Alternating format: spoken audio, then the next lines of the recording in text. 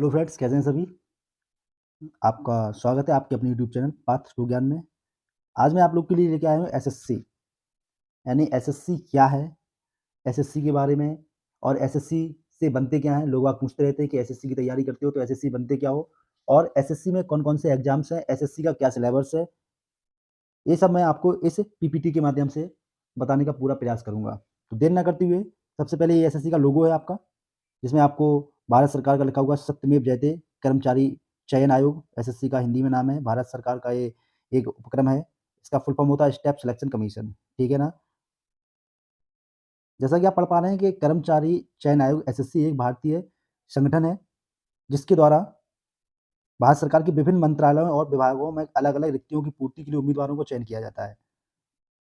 SSC द्वारा विभिन्न प्रतियोगी परीक्षाओं की जो परीक्षाएं आयोजित की जाती हैं, जिसमें ग्रुप बी, सी और डी सेवा से लेकर 20 से अधिक तरह के जॉब प्रोफाइल के उम्मीदवारों का चयन किया जाता है।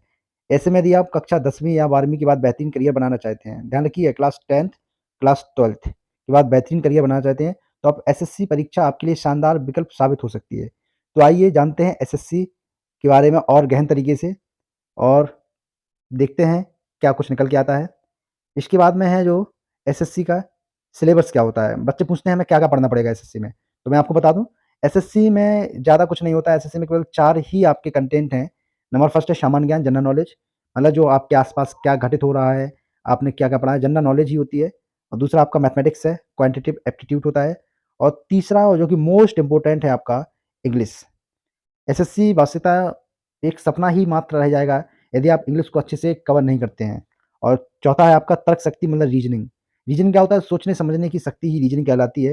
ये केवल और केवल आपको 4 मोस्ट इम्पोर्टेंट सब्जेक्ट्स हैं, मतलब पूरी एसएससी का जितना भी सिलेबस है, इन 4 हिस्सों में बँटा हुआ है। बस आपको केवल इन चारों पर ही, इन 4 सब्जेक्ट्स की तैयारी अच्छे से करनी होती है आफ्टर 12th। बस आप एसएससी के सिकंदर बन जाते हैं। तो इसमें कौन-कौन से एग्ज़ाम्स होते हैं? सबसे पहले जो एसएससी में सबसे बेहतरीन और सबसे शानदार एग्ज़ाम होता है, उसको नाम दिया जाता है एसएससी सीजीएल। एसएससी सीजीएल मतलब होता है, सी मतलब combined, G for graduate, L for level. मतलब यदि वह व्यक्ति जो प्रतियोगी परीक्षाओं की तैयारी करते समय, मतलब है जो ग्रेजुएशन पास हो जाता है, वो इस फॉर्म को अप्लाई कर सकता है। यानी ये ग्रेजुएट स्तर पर प्रतियोगी परीक्षाओं में से एक है। इसका आयोजन देश भर में किया जाता है। इस परीक्षा के ज़रिए से आप ग्रुप बी और ग्रुप सी प्रोफाइल के तहत प्रतिष्ठित नौकरियाँ प्राप्त कर सकते हैं। इसमें आपके टियर 1, टियर 2, टियर 3 और टियर 4 में विभाजित है। मतलब ये आपके प्री मेंस मतलब पेपर के एग्ज़ाम के कितने लेवल पे ये एग्ज़ाम होता है, वो लेवल दिए गए हैं, और उसको टियर 1, टियर 2, टियर 3 बोला गया है। इसमें आपको 4 वो सब्जेक्ट्स हैं, और आपको बता दें 4 सब्जेक्ट्स को डिवाइड किया गया है, टियर 1, टियर 2, टियर 3, टियर 4, इस तरीके से आपको। और इसमें लास्ट में लिखा है कंप्यूटर प्रोफिशिएंसी डेटा स्किल, मतलब इसमें टाइपिंग होती है भी है। और इसके बाद आपका एसएससी सीएचएसएल, ये आपका काफ़ी इंपॉर्टेंट है आपके लिए।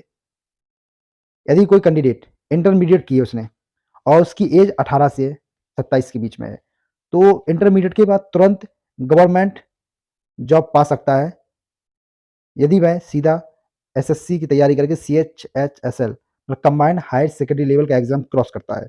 यदि आपने 12वीं कक्षा पास कर ली है और आप सरकारी नौकरी हासिल करना चाहते हैं, तो एसएससी सीएचएसएल आपके लिए बेहतर करियर ऑप्शन हो सकता है। इस परीक्षा के जरिए आप आकर्षक जॉब प्रोफाइल यानी डेटा एंट्री ऑपरेटर या एलडीसी लोअर डिवीजन क्लर्क जैसे विभिन्न अवसर मिलते हैं। ऐसे में आपकी एज कितनी होनी चाहिए? एज होनी चाहिए आपकी 18 से 27 साल आपकी एज होनी चाहिए, और आपको 12वीं क्लास पास होनी चाहिए। पेपर निकालने के बाद आपकी एक टाइपिंग टेस्ट होता है इंग्लिश में। इंग्लिश में आपको 30 वर्ड प्रति मिनट होने चाहिए आपके, और अंग्रेजी में और हिंदी में आपके 25 मिनट्स वो लेटर्स माँगे जाते हैं, आपके शब्द माँगे जाते हैं प्रति मिनट में, ठीक है ना? इसके बाद है आपका एसएससी स्टेनोग्राफर ग्रुप सी और डी।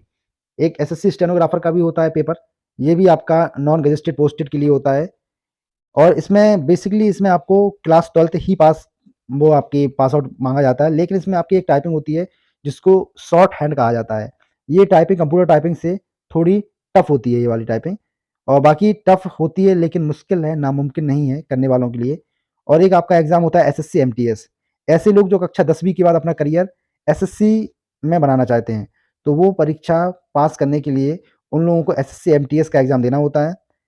और इसमें कैंडिडेट को हाई स्कूल की मार्कशीट होना आवश्यक है, और उसकी एज है वो 18 से 27 साल के बीच में होनी चाहिए।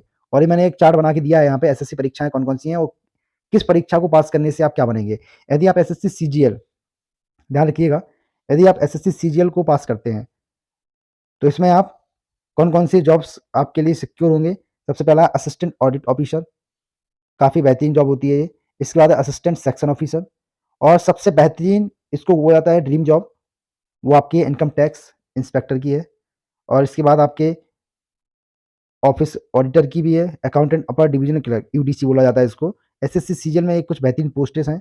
इसके बाद यदि आप सीएचएसएल का एग्ज़ाम क्रैक करते हैं, तो आप एलडीसी जूनियर क्लर्क और junior secretariats assistant, postal assistant, software assistant, data entry operator, इसमें भी आपको इंटरमीडिएट के बाद तुरंत आपको जॉब मिलने के चांसेस रहते हैं यदि आप एसएससी सीएचएसएल की तैयारी करते हैं तो। और इसमें एक आपका 4th लाइन में आपका एक एसएससी जीडी का फॉर्म निकलता है, जिसकी यानी शैक्षणिक योग्यता हाई स्कूल होती है, जिसमें आपको सिपाही बना दिया जाता है और सिपाही कहाँ-कहाँ बनाते हैं उसमें लिख ही गए हैं उसमें। सीमा सुरक्षा बल यानी बीएसएफ होता है, सीआईएसएफ, सीआरपीएफ, आईटीबीपी, मतलब जो आपके अर्धसैनिक बल होते हैं उसमें आपको कांस्टेबल की पोस्ट के लिए एसएससी जीडी का एग्ज़ाम देना पड़ता है। इसके लिए भी आपकी उम्र न्यूनतम 18 साल, अधिकतम 23 साल होनी चाहिए और जो फिज़िकली फिट होता है, यानी उसकी हाइट 170 होनी चाहिए, उसको रेस लगानी आनी चाहिए। ये मतलब बॉडी का मतलब जिसमें काफ़ी महत्व रहता है, वो आपकी जॉब है एसएससी जीडी वाली। तो इसमें भी आपका करियर बन सकता है एसएससी की तैयारी के बाद। तो आपके एसएससी के जो कुछ खास-खास एग्ज़ाम्स थे मैंने उसको यहाँ पे डिस्कस किया है और वास्तविकता में जो एसएससी एग्ज़ाम है, ये आपका मिनी आईएएस कहा जाता है इसको। क्या कहा जाता है? Mini IAS. यदि आप एसएससी की तैयारी करते हैं तो एक अपने आप में एक मिनी आईएएस की तैयारी करते हैं क्योंकि ये जो एसएससी है वो आपका best best one day exam है। क्या? बेस्ट वन डे एग्ज़ाम कहा जाता है एसएससी को। क्योंकि यदि आपने एसएससी की तैयारी कर ली, तो ये समझिएगा आपने प्रत्येक वन डे एग्ज़ाम की तैयारी कर ली है क्योंकि एसएससी एक अपने आप में मिनी आईएएस की तरह ही होती है एसएससी। तो आपको समझ में आ गया होगा कि एसएससी की तैयारी करने के बाद आप अपना करियर किस-किस लाइन में बना सकते हैं। एसएससी मतलब मिनी आईएएस।